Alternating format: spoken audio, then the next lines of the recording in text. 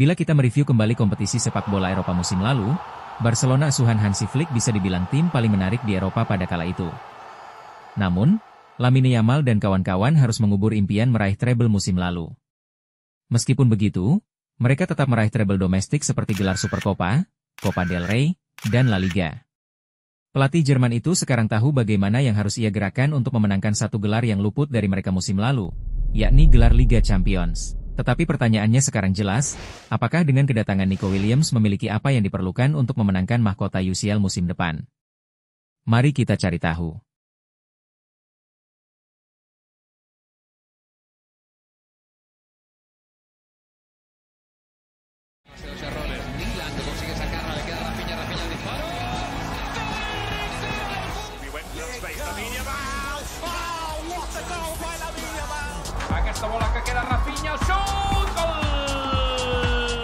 Kiprah tiga penyerang Barcelona musim lalu sungguh luar biasa. Di mana trio Raphinha, Lewandowski, dan Lamine Yamal telah menjadi poros dominasi Barcelona di Eropa. Dampak ketiganya begitu luar biasa, hingga melampaui salah satu rekor paling sakral dalam sejarah El Barca. Total 27 gol dalam 13 laga yang dicetak trio MSN di Liga Champions tahun 2015, kini dipatahkan trio RLL dengan 29 gol dalam 14 pertandingan. Statistik individu mereka pun mengerikan. Pada bulan-bulan awal musim, tidak ada satupun dari ketiganya yang rata-rata menyumbang kurang dari 1 gol per pertandingan. Lewandowski mencetak 1,61 gol atau assist per 90 menit. Raphinha memperoleh nilai rata-rata 1,19 dan Lamine Yamal 1,12. Angka-angka ini melampaui trio bersejarah musim 2008-2009, saat Messi mencatatkan rata-rata 1,22 per 90 menit, Eto'o 1,04, dan Henry 1,15 yang membawa tim meraih 3 gelar. Bahkan, trio legendaris MSN dengan Messi mencapai 1,63, Neymar 1,01, dan Suarez 1,24 yang menghancurkan Eropa dalam prosesnya pada kala itu. Akan tetapi, masa sulit yang mereka alami pada bulan November membuat mereka gagal mencapai rekor tahun 2015 yakni 122 gol dan 55 assist yang dicetak trio MSN. Meski begitu, mereka membangun kekuatan serangan yang begitu menakutkan yang diakhiri dengan 94 gol dan 53 assist dari trio RLL ini. Di semua kompetisi, mereka mencetak 176 gol melampaui 175 gol yang dicetak oleh Barca asuhan Luis Enrique musim 2014-15.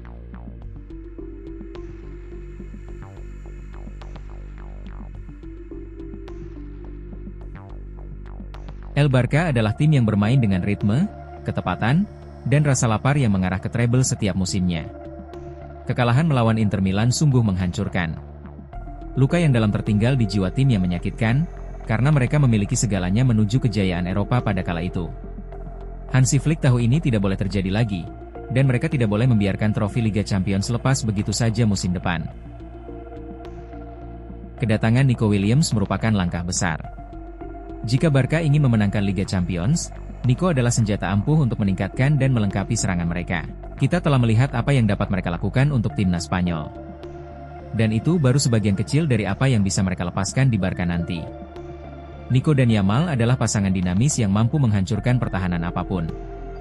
Contoh sempurna dari kualitas Nico adalah penampilannya ketika melawan Italia. Ia begitu dominan, sehingga ia memperoleh gelar pemain terbaik pasca pertandingan pada kala itu. Selain itu, permainannya melawan Georgia di perempat final merupakan salah satu penampilan terbaiknya yang pernah disaksikan di gelaran Euro. Ia menjadi pemain pertama yang mencetak gol, memberikan assist, dan menyelesaikan 100% umpannya dalam satu pertandingan. Ia memberikan assist kepada Rodri untuk gol pembuka, dan kemudian memastikan kemenangan dengan tendangan luar biasa. Dengan begitu, itu memperlihatkan bahwa ia adalah tipe pemain yang bisa menciptakan bahaya kapan saja.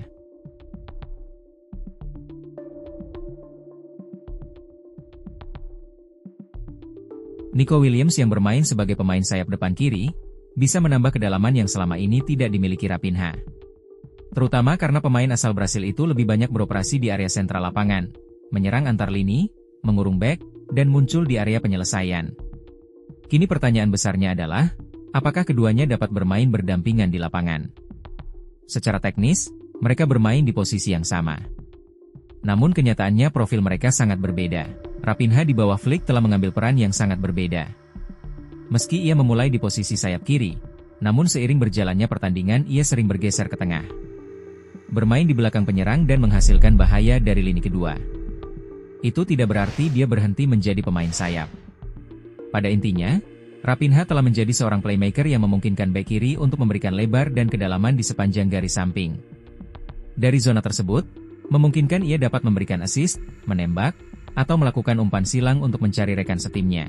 Keserbabisaannya ini menjadikannya bagian mendasar dari sistem Hansi Flick, dan kemungkinan besar musim depan ia akan memainkan peran yang lebih sentral. Namun, ada sesuatu yang dimiliki Nico yang tidak dimiliki Raphinha, yakni menggiring bola. Musim lalu, Raphinha mencoba 64 dribble. Sedangkan Nico Williams mencoba 99 dribble. Kehadiran Nico di sebelah kiri sebenarnya dapat meningkatkan peran Raphinha, karena ia terbebas dari lari jarak jauh dan membiarkannya fokus pada area tengah. Alejandro Balde juga akan berhenti berfungsi sebagai pemain sayap kiri, karena Nico sekarang akan bertugas memberi lebar pada tim dan mencapai garis tepi. Inilah jenis kedalaman yang tidak dimiliki El Barca musim lalu. Kemampuan eksplosif dan akselerasi Nico membantunya meninggalkan pemain bertahan dengan mudah, dan ia dapat menggiring bola ke dalam dan keluar tergantung pada situasi, dan itu jelas menimbulkan bahaya. Di La Liga, Nico telah menciptakan 40 peluang musim lalu. Akan tetapi, jumlah asisnya menurun dibandingkan musim sebelumnya saat ia mencatatkan 16 asis. Tahun ini ia hanya mencatatkan 5 asis di La Liga, tetapi itu tidak berarti performanya menurun. Itu adalah sesuatu yang dapat berubah secara drastis di Barca, dengan bermain bersama Raphinha, Lewandowski, dan Lamine Yamal. Nico bukan hanya pemain sayap yang licik. Dia juga seseorang yang tahu bagaimana cara bekerja sama dengan rekan satu timnya. Kita telah melihatnya sewaktu di Bilbao dan timnas Spanyol, di mana ia sering menggabungkan kemampuan dengan cepat untuk menerobos masuk ke kotak penalti lawan. Pemahaman akan permainan itu ditambah dengan keterampilan saat 1 lawan 1, dan kemampuan mencetak golnya membuat ia sangat sulit untuk dijaga. Musim lalu saja, tim lawan seringkali menugaskan 3 atau bahkan 4 pemain bertahannya hanya untuk menghentikannya.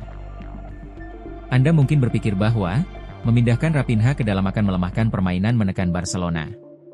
Tetapi, Nico juga hebat dalam menekan bagian atas lapangan di mana ia membuat 112 pemulihan di area lanjutan musim lalu.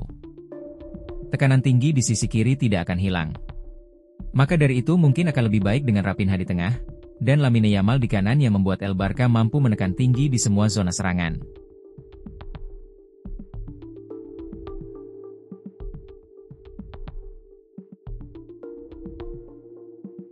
Tentu saja, bagian paling menarik dari perekrutan Nico adalah melihatnya bermain bersama Lamine Yamal lebih teratur dalam satu tim. Kita telah melihat bagaimana Yamal diuntungkan dengan ruang yang lebih luas ketika bermain untuk Spanyol. Itu lantaran Nico menarik para pemain bertahan untuk menjauh, dan memaksa lawan untuk lebih banyak melakukan penjagaan 1 lawan 1, daripada melakukan kerja sama 2 orang terhadap Yamal. Keduanya sering ditandai 2 atau 3 kali pada musim lalu. Dengan adanya Nico di lini serang El Barca, para rival tentunya tidak akan bisa lagi memfokuskan semua penjagaannya pada Lamine Yamal. Meski begitu, Lamine telah mencoba 100 dribble dan menciptakan 60 peluang di La Liga, dan menghasilkan 12 assist.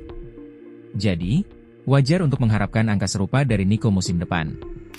Lamine Yamal adalah penggiring bola terbaik, namun belum tentu lebih eksplosif di ruang terbuka. Tetapi kontrol bola dan kemampuannya untuk mengubah arah, memungkinkan ia untuk menemukan ruang atau membuat keputusan yang tepat, apakah akan melakukan umpan silang, operan, atau tendangan langsung. Sekarang, ada satu pertanyaan terakhir. Bagaimana persahabatan dekat Lamine Yamal dan Nico akan memengaruhi dinamika ruang ganti? Mereka seperti saudara, dan ikatan erat seperti itu terkadang dapat menimbulkan ketegangan di lapangan. Namun membangun tim di sekitar Yamal tidak dapat dielakkan. Dan itu merupakan keuntungan besar bahwa ia akan bermain dengan seseorang yang ia rasa dekat. Kemistrinya di luar lapangan, dan bila dipadukan dengan disiplin dan bakat, seringkali menghasilkan kehebatan tak terduga. Bayangkan jika Raphinha bermain sebagai false nine, Nico di sayap kiri, dan Lamine di kanan. Itu adalah 3 mesin dengan jaminan gol, assist, dan bahaya tanpa henti. Namun, ada keraguan mengenai angka-angka Nico musim lalu. Lantaran, ia hanya mencetak 11 gol dan memberikan 7 assist. Namun pada kenyataannya, jika Hansi Flick mampu mengeluarkan potensi penuh Raphinha, maka ia pun bisa melakukan hal yang sama kepada Nico Williams. Ia masih muda, penuh potensi, dan sudah menjadi salah satu pemain sayap kiri terbaik di dunia. Namun versi terbaiknya hadir bersama timnas Spanyol yang dikelilingi oleh pemain-pemain berkualitas. Nico datang untuk menyemangati tim dan di saat yang sama, Tim akan menyemangatinya dengan Pedri yang memberinya umpan dan Raphinha yang membuka ruang untuknya. Garis depan ini tampak sangat seimbang. Nico menghadirkan kecepatan menggiring bola dan ledakan di sisi kiri. Lamine Yamal menambah keajaiban, mematahkan garis, menciptakan assist, dan menembak dari jarak jauh. Dan Raphinha melakukan serangan cerdik, muncul tepat di tempat dia paling berbahaya. Dengan begitu, trio penyerang ini sungguh tidak normal dan siap meneror baris pertahanan lawan musim depan. Itulah ulasan tentang bagaimana kekuatan lini serang Barcelona dengan datangnya Nico Williams. Jika kalian ingin menambahkan atau sekedar masukan, silahkan tinggalkan jejak di kolom komentar. Terima kasih telah menonton sampai detik ini, dan tunggu ulasan menarik lainnya di video selanjutnya.